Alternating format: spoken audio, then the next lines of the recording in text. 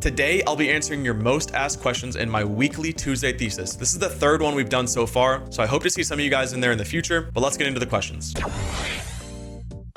First question. How to stay on the same page on rotates, especially in layer switches? It's a bit tricky. Okay, so to answer that question, it's pretty simple, right? Everything is better together, right? And you get that because you want to be on the same page, right? So everything in Fortnite, right? Number one, like Fortnite 101, there's a lot of things that are in that category of Fortnite 101, like spray when you're on height, loot fast, farm fast, be efficient when you're looting, right? Those are all Fortnite 101. Like we probably don't need to explain those too in depth, but being on the same page and being together and doing things better together, it's always better together. Always better together, all right? So if you have to rotate, better together. If that means you need to count down to your teammate, Noah, and say, hey, this is the rotate I want to do. All right, 3, 2, 1, I'm editing this wall. That's great. Like a lot of times, what I'll do is I'll be boxed up, right? Let's say I'm boxed up healing, whatever. I will tell my teammate which wall to edit and how to edit it. Like, hey, just edit through, like it might just be as simple as just edit through this wall, right? But like, hey, we're gonna go edit through this wall. Ready? I'm popping my fizz, right? He knows while I'm popping my fizz. That way I don't have to pop my fizz, then edit the wall, then he follows me. Just he knows where we're gonna go. And oftentimes the healing and reloading is like dead time in the game. It's not a lot of dead time, right? It's milliseconds or seconds, but it's dead time. So when you're healing or you're reloading, you can plan for your teammate and let him know where you're gonna go. So it's just about pre-planning. That's all it is. If you want to stay on the same page, it's just about pre-planning. How to win stacked games? That is a question that is. I'm surprised that was the second question put in, but I'm gonna quickly answer it. But we're going to kind of skip over it. So stacked games, I mean, it's just going to be about going center, center, center. A lot of these games that are stacked, I don't know what you mean by a stacked game, but if it's like FNCS Grand Finals, winning those are a little different. You need Storm Surge and all those things. But in like a qualification round, center, center, center, they're not going to be that stacked. Like a stacked game in like a round 3 qual is like 50 players, 60 players alive. It's like, okay, that's 30 or 40 players less than what would be in an FNCS game. So it's like, it's not too stacked, right? A big thing to answer this and to say is that stacked games, right? Just like whenever you aim train, whenever you mechanics train, you always do things that are harder. Okay, so if you play the most stacked scrims in the world, when you play those 50-player games, that even though they're round 3s, even though they're an important round, even though you need a lot of points, right? You need to get top 50 to go through round 4, right? Those games become easier. So the harder things you do make the easier things easier, right? How do you defend forecast tower as we die every time other people also want forecast? So each forecast is different, right? So that's something to think about, right? Each forecast is different. Each forecast has different angles and different spots we push up at. I'll speak for my forecast in particular. Right, this is obviously we land restored reels, so we get this one quite a bit. And the way that we play it is simple, right? So we know the mats that are around here, right? We know all this is like easily 800 brick right here. So what I'll do is I'll go on the hill, we'll secure it, drop all my brick, go down here, get max brick. He'll just use the 500 brick to build a big base, a big tower. We've talked about the towers before. Everyone probably knows the towers. I'll do a quick demonstration, but it's literally these towers where you like spike out with cones. Like, I don't know how to explain it. You know what I'm talking about, right? You do that tower, right? Easy. Build a tower, and then if you have to put 2 people up there, put 2 people up there. But the big thing is just keeping your head on a swivel, right? So when you're up here, right, you've got, let's just say we got Grimgate, we've got Nitrodome, we've got Restored, right? Like you just need to be running around like in the space here, running around the entire thing, just holding edits on your cones and just looking around you. Also, you have a teammate, right? So your teammate can watch Restored and Nitrodome, and you just need to watch Grimgate and like this split over here, right? So calling out where you want to see, or what you can see, what he can see, and just claiming that space visually is important. And that's pretty much it. I mean, just be on the same page and be quick to get to the forecast tower and be quick to set up. The faster you set up, the more established you are, the less likely someone is to push you unless they really want it. And then at that point, it's just a fight, and then you can't avoid that. If they want to key you, they want to key you.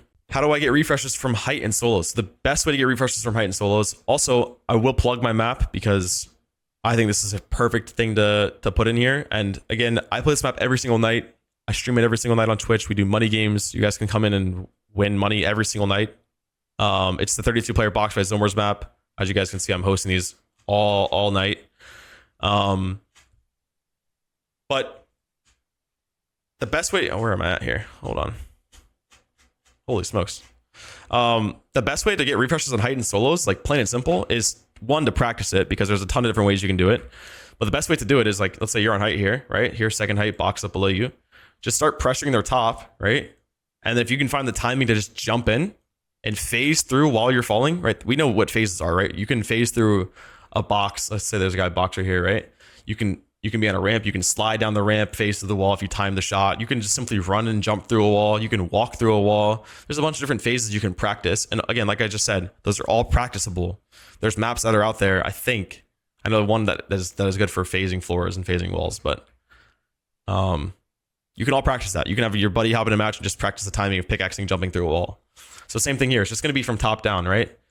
And then in duos, right? You said solos, but in duos, it's going to be about calming where you're spraying and how he can get a pinch for you, or having the guy down there tell you where to spray. So a lot of times, like, Jack will drop, all right, Jack, go down. Let me know what you want me to do. Because if he doesn't say anything, defaultly, I'm just going to be spraying second height, because that's the focus, right? If that guy doesn't get sprayed, he takes height, he wins the game. So I'll just spray the guy, and then Jack says, okay, I'm jumping on this box here. Spray this side wall. Or do you have an angle on this side wall? Yes. Okay. Spray the side wall. I'm going to get the other wall. He gets it. He pinches him. Dead. Right? So solos is just honestly about just jumping in from the tops. And then if they're really weak, right, like, you should be able to just phase in because they're going to be healing. Or if you really need to, you can go on, like, you can spray their top and then jump, fall, put a stair, and phase through, or grab the wall, whatever.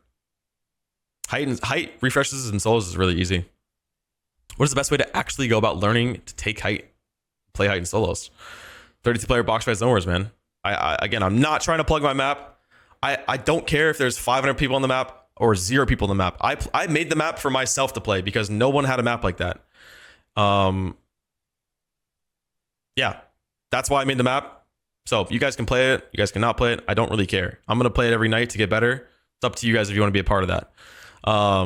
But the best way to take height and practice it is by practicing it in these zone wars maps, right? Where there's 32 people around and you're going through an end game and you're simulating that. That's a great way to do it. But in a nutshell, right? If you want to just quickly explain it, here's height, right? Here's all the layers, okay? You just need to find your way up through a layer, get to around second height. You don't have to be second height. It could be this, second height, right? Or third height, I guess. And then just find a way to chop out in the back. Always chop out in the back. So let's say the storm is, let me just draw this in blue. Let's say this is the storm, right? That's a storm, okay? Here he is. He's tarping you out. The storm's, pushing him out, right? Look for deeper in zone here. Look for here. Maybe there's like a ramp that's like has no walls, right? Just shoot the ramp out instead, right? Very scuffed drawings, but you guys get the point. Just look back and shoot him out and play the option, right? This is the option. When you shoot him out, okay, if you shoot him out and he falls, go for damage when he falls. If you don't hit him at all, no big deal. You just keep going ahead, look for it again, right? Oh, okay, got him again. Okay, now I fried him 100. It's the height option. The height option is a big thing to learn how to play. It's just about not full sending it until you have to full send it, right? So once you chop him out and you hit him 100, that's when you would full send it. Right? That's when you would just use your mats, crank up 90s, and get up there. What should you be doing during the off season? So there's a couple things, right? I've talked about this before, but having a routine in general is very important. But having a routine in the off season and in the season is very important as well, right? So for me, I'll tell you what my schedule is like, right? Because I've been doing this for 6 years. I've been a pro for 6 years. I've been competing. I've been at the top for 6 years. I'm not going to say I've been at the top 5 for 6 years, but who has been at the top 5 for 6 years? Nobody has, right? I've been at the top. I've been a top 3 player in the world, right? Easily. I would very much say that I have. And I've been in the top 50, been in the top 20, been in the top 100. Like, I've done it all, right? I've been competing for a very long time. You guys know that. This is what I've been doing for years, and it's been successful for me. Okay. Off season, you heavily play Kovacs, you heavily mechanics grind, you token, you fight people, you practice zone wars, box fights, whatever you want to do. It doesn't really matter. They're all going to help you at the end of the day. You just played 100 rounds of box fights. Okay. That's great. It's going to help you no matter what. There's nothing really you can waste your time on other than playing like ranked. Just don't waste your time playing ranked. Right. So off season is heavy Kovacs. Like, I'm talking like an hour to maybe 2 hours a day of aim training. Outside of the game, right? In-game aim training is good, but I'd only do SMG tracking. The reason why I say that is because the next season might not have DMRs. The next season might have red dot. It might have this gun, it might have that gun. So you don't know what you're going to practice for a surge. So don't practice that yet, because like it's really not that big of a deal.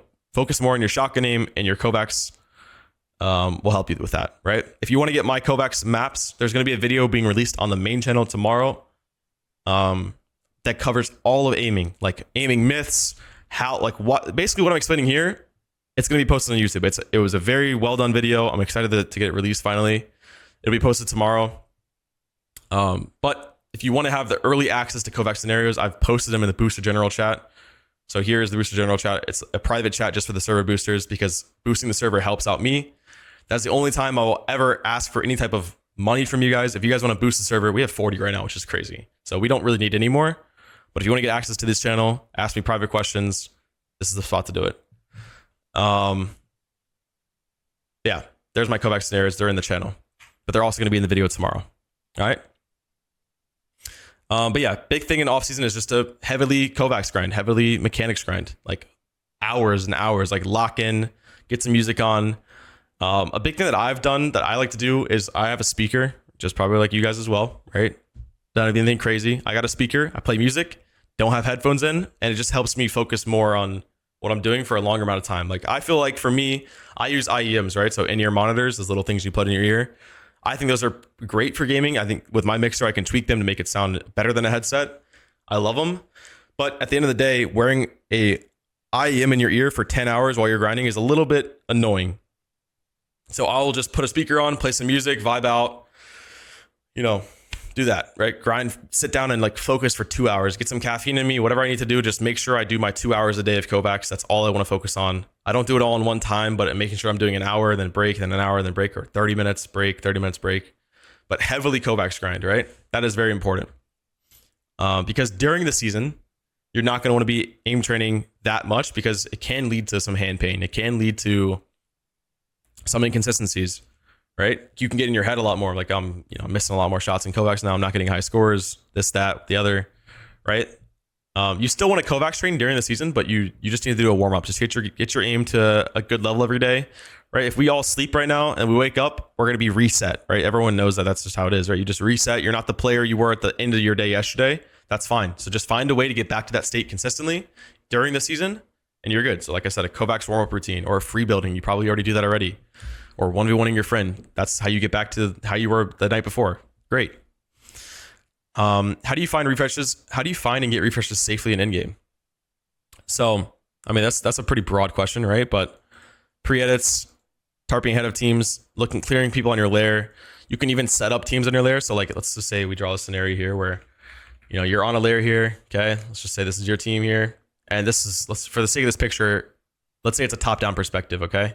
So these guys are on the same layer, right? You can just simply tarp ahead of this team and look back and hold them while they tarp out. You already have this wall, or you're close to grabbing it and you spray them, and then you have to push them back. Then you can go back in your tarp and pressure from the side. Like you can do things like that. And you can set up like big things in Fortnite is like, hey, sprayer layer, get them down. It's like you can use that to get them down, or you can kind of lightly tap at them, lightly spray them, and get ahead of them and kill them then, right? There's a video I recorded last night off stream where I've interviewed Peterbot. And that was one of the things that I saw that he would do a ton, right? He would just wait, pressure the teams a little bit, like make them not like fight them back, and then they would just get ahead of them and spray them. How to recover in end games if you are not too good at finding refreshes. If you make small or not mistakes, example, overbuild a bit or make a rotate where you take a lot of damage. How can you recover both in solo, duo if you don't have anything, 5 builds? Yeah, so I mean, the big thing in Fortnite is just doing things early, right? Like if you have 150 builds, 200 builds, like don't wait until you have 5 builds. Go for the kill, go for the refresh when you have 200 builds, because then it lets you get multiple opportunities, right? If you think about it, very simply put, if you go for a kill when you have 5 mats and you don't get the kill, then you're dead. If you go for the kill when you have 200 mats and you don't get the kill, you're not dead. You just lost 100 builds, maybe some HP.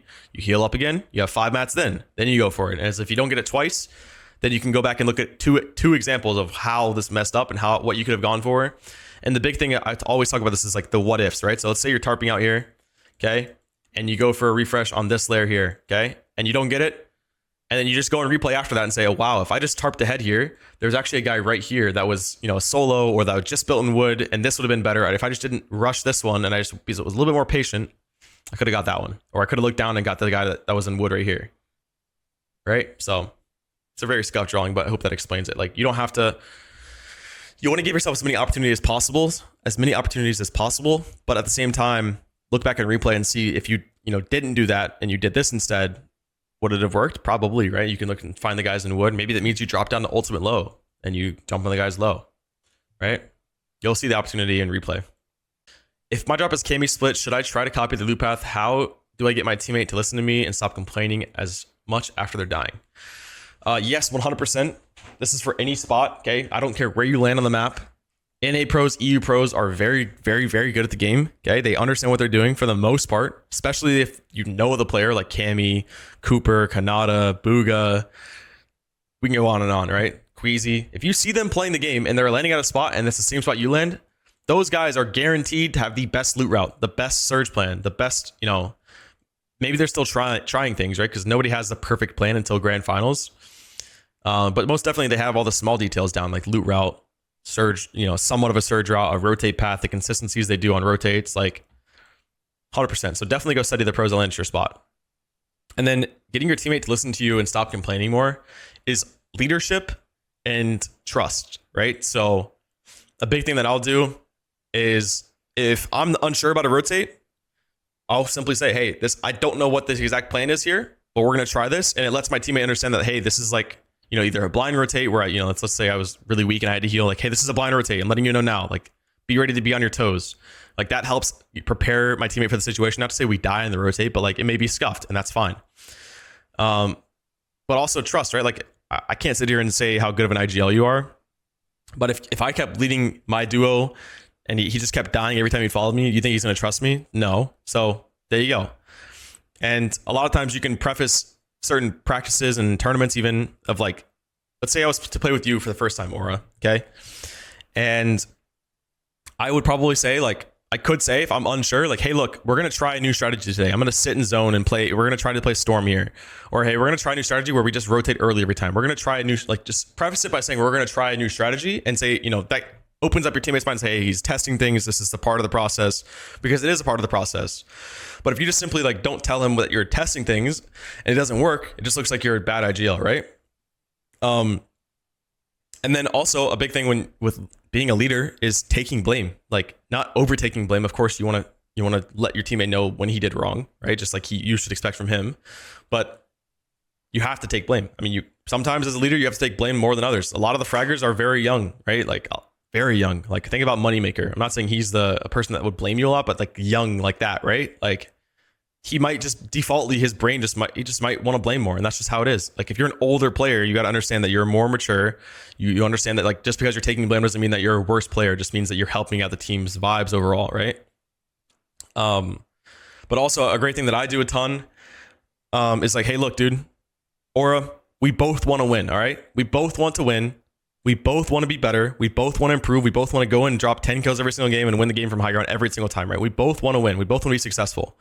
So just because I say something that may come off the top doesn't mean I'm coming at your neck, Aura. It just means I'm trying to help each other, right? I'm not coming here to say, hey, Aura, why did you drop down? That was the worst drop down of all time. I'm not saying that out of spite for you. I'm not saying that because I hate you. I'm not saying that because I want you to think bad about yourself or to feel bad. I'm saying that because that's the best way to get it off my chest. That's the best way for me to express it in the moment. Does that make sense? So I always tell that to my teammate, hey, look, dude, we want the same thing. We want to win. We want to win really bad. Okay. If I say something that may be a little out of pocket, I apologize for it and I will take the blame for it after, because it shouldn't be said, right? You shouldn't just yell at your teammate. But understand that same thing for him, right? If he's like, dude, why the fuck did you rotate like that? Why did you do this? Why did you do that? That was so dumb. It's like, he just wants to win. He just wants to get better. So if you share the same mindset, then you can battle through those things easier, right? All right, we're going to answer 2 more questions and then we're going to do the footage submit. All right. Now that Nitro got nerfed, are cones and boxes in Endgame fine, or should we still have stairs only? Yeah, cones are fine. I mean, just be prepared for someone to Nitro in your wall and just be cautious when you're in wood. Like stairs when you're in wood, everything else you can have cones, right? Like it still can happen to you. Double Nitro, 2 people duo going through a wall in wood, still can happen. And on the same note of finding refreshes, like that could be your refresh. Like, hey, look, if we have Nitro and we find a guy in wood, that's the kill right there. What is the best creative maps to improve your fighting game sense? 32-player box fight zone wars. This map right here, I've said it already once. It's my map. I host it every single night. I don't care if there's 100 people on it, 500 people on it. I'm not doing this for money. I literally do not give a fuck. I'm giving it all back. I'm going to host tournaments. Doesn't matter. I don't care. I made this map for my own self-improvement and for my own enjoyment. 32 players, box fights, zone wars. I'll pull the map up really quick so we can get a visual. Actually, I'll just do it on my Twitter. This map right here, right? This is a trailer for it, whatever. We'll just skip through it. But showing you guys different biomes, right? So we've got quadrant box fights where 32 players aren't fighting each other at once. You fight in your quadrants, right? So if it's a full match, it's 8 in each quadrant. And then when it gets to the half of that, so it could be, let's say it's not a full match and it's 4 people in each quadrant.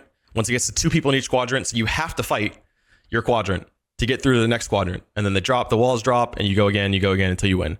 Right? Zone wars, different biomes every single time, different zones every single time, still competitive loot pool. And again, this isn't made to have like hands and some crazy, like, this isn't a realistic, super uber realistic thing where there's actual POIs here. It's meant for fighting. So when you play the zone wars, play it to fight.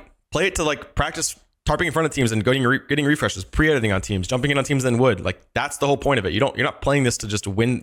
There's no reward for winning a round in this. I'm sorry. There's just no reward. I'm not going to give you some crazy crown. I couldn't do that, right? Every night I host on Twitch, I pay out money because that's how I can get the best competition. And I give a crown in the Discord, right? So here I can give this, right? If he wins it, he would have a crown in the Discord, right? But still, that's it, right? So just play these for your own practice, right? So you can see here, we'll go through this, right? So you've got the zone wars, you spawn in the same box, right? You go out the same way, you got different biomes. You can upgrade your guns. Again, it's competitive loot pool. It's got Gatekeeper and Hammer and SMG Burst, got the Enforcer AR, all that stuff. And then you've got the box fights where you have to fight through quadrants, right? So you can see here, the walls will drop when it gets to half the players, and boom. There it is. Right, that's the map that I would say is the best way to practice your fighting game sense, because you're able to get in the scenario constantly and it's different each time. So for me, and I'm not going to speak for you guys, but my brain works like this. I can't simply sit here and box fight Finn 23 100 times. I would literally go insane. This is like, it's actually torture to sit and box fight somebody. I don't care if Finn is the best player in the world or the worst player in the world. It doesn't matter to me. Box fighting the same person over and over is boring. So boring. Playing zone wars against Finn over and over is boring. I don't care if he's the best or the worst. Doesn't matter to me, right? But this is why I made this map for my own self, right? So I can get different biomes. I can switch. Okay, now I'm playing zone wars. Now I'm playing box fights. Now I'm playing zone wars. My brain is like, I have a very fucking TikTok brain. I'm not gonna lie to you. My brain's fried. Like, I ain't got a lot of attention span either. All right, we're all here together. But that's the thing, right? So I can play box fights, play zone wars, play box fights, play zone wars, play box fights. It's different each time, and that's what's the nicest thing about the map. All right. All right. I apologize I didn't get to everyone's question. If you guys had a really good question, definitely save it, write it down, have it for next time. Again, we do these every single Tuesday. Again, maybe in the future, I'm curious. Like, well, I'll ask you guys this now. Should we do a session where we only answer questions? Is that valuable? Or should we do how we do it now? 30 minutes questions, an hour gameplay. Because I would be down to just do an hour, an hour and a half of just gameplay, an hour and a half of just questions. Like, I'm down to just answer. I could also increase the time. Yeah, I could also do 45-minute questions. Again, going forward too, I could do longer time on questions, and then I could do my gameplay, or I could do a pros gameplay, and we could actually watch somebody else instead of watching your guys' gameplay, right? Because that way you would get really high level questions, really high level answers, and then you'd get a really high level gameplay instead of watching somebody who, maybe he's like he can't build a box really well, or he's struggling, right? Whatever, right? That's still a thing you can learn from, but I think that might be a play.